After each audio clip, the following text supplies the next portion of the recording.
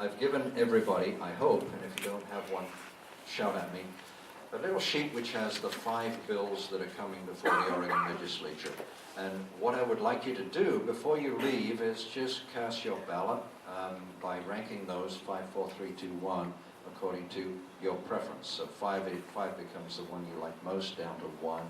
Nobody gets a 0. You have to cast 5, 4, 3, 2, 1 votes.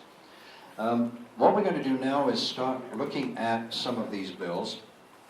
And we're going to start with the tax bill, the carbon tax bills. And David Beale has generously agreed to take a couple of these and give you what he says is his 3-minute, what's it called, a 3-minute, it's not a 3-minute laser talk, a 3-minute presentation on each of them, on the bills.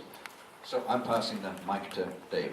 So you're looking at now 2082 and 2159. Thank you. Let me say, first of all, I'm not promoting either of these 2 bills. I'm just describing to you what 2 bills that were proposed in the Oregon legislature earlier this year, and I'm not sure that what has happened, if anything, to them since that time. Both of them impose taxes on carbon. They're very similar.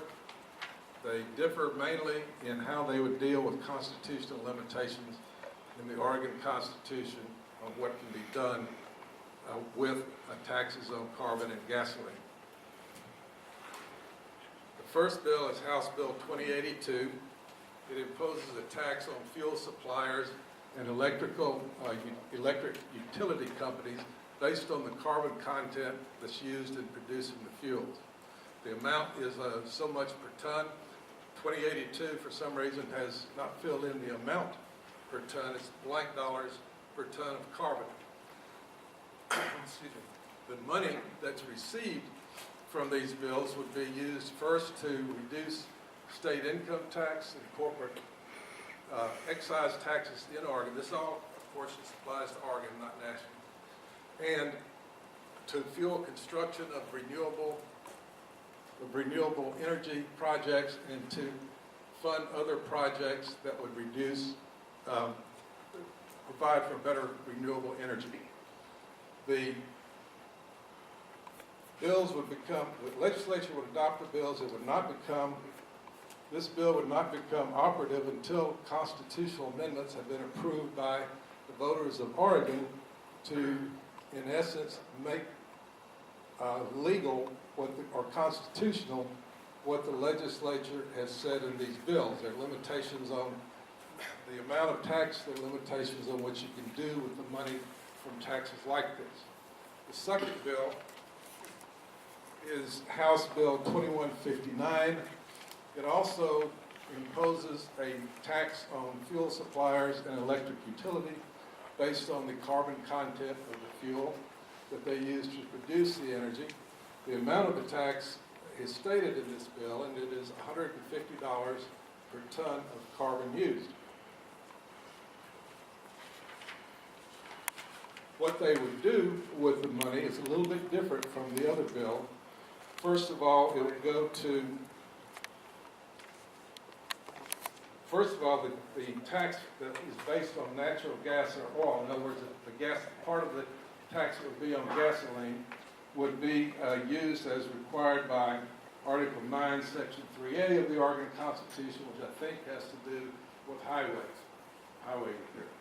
Hannah's nodding her head. She knows all this stuff, so I'm sure that's right. Secondly, the money could be used to fund energy conservation and efficiency projects and low-income home energy efficiency programs.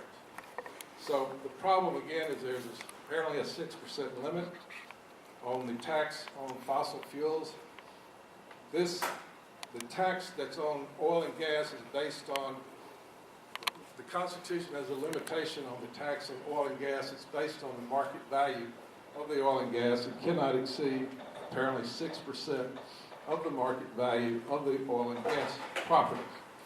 And so this bill would provide that if this tax of $150 per ton of carbon exceeds that amount, then the amount, and coupled with all other taxes on carbon and gasoline, then the limit would be 6%, and the taxpayer would receive back all the taxes on these other things other than the tax on carbon, leaving the carbon tax of 6% still available to be used for these good projects that they want to use them for.